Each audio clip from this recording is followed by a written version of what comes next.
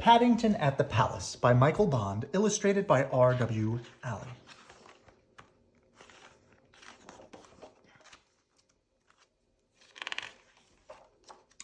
One morning, Paddington and Mr. Gruber set out to see the changing of the guard at Buckingham Palace. Mr. Gruber took his camera, and Paddington took a flag on a stick in case he saw the Queen. And they both sat on the front seat of the bus so that they could see all the places of interest on the way. The bus took them most of the way, then they had to walk through St. James Park. It was a lovely sunny morning, and there were flowers everywhere. "I think I may pick some for the Queen," said Paddington. "Oh, I'm afraid it's against the law," said Mr. Gruber. "This is what is known as a royal park, and all the flowers belong to the Queen anyway. Besides, it would spoil it for others. If you like, I'll take a picture for your scrapbook instead." "Fancy having a front garden as big as this," said Paddington. "I wonder if she has to mow the lawn." Mr. Gruber laughed, and then, as they drew near to some large gates, he pointed towards the roof of a building behind them.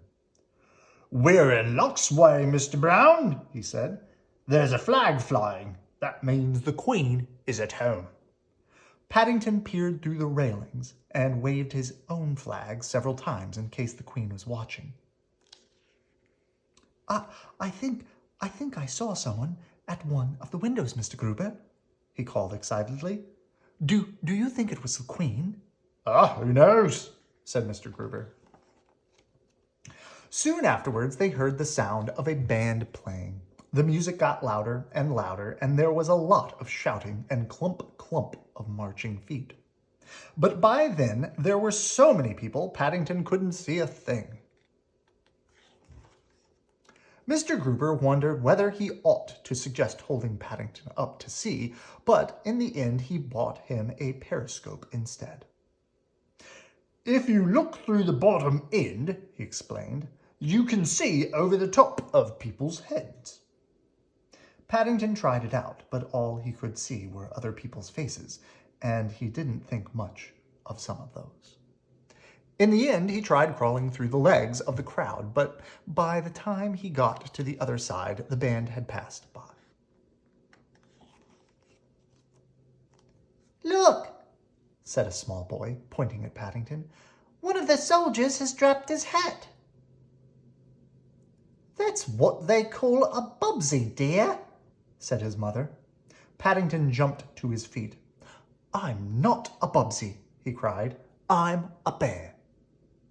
Gradually, the crowd melted away until there was only a few people left. "Oh dear," said Mr. Gruber. "It's all over, and I didn't even get a picture of you with one of the guardsmen." "I didn't even see them," said Paddington sadly. Just then, a man in a bowler hat said something to a policeman by the gate, and then pointed towards Paddington and Mr. Gruber. The policeman beckoned to them. "I've instructions to invite you inside so that you can take a proper photograph," he said. "You're very honored." Paddington felt most important as he and Mr. Gruber followed the policeman across the palace parade ground, and the guard came to attention.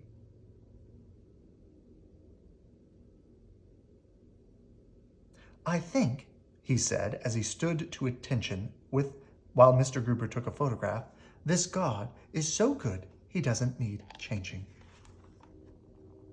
As they left the palace, Paddington stopped by the gates to wave his flag. "Do you think it was the Queen looking out of the window when we first came?" he asked. "It was either the Queen," said Mr. Gruber, "or it was someone who likes bears very much." And as he took one last picture for Paddington's scrapbook, "You must mark the window with a cross when you paste it in, just in case."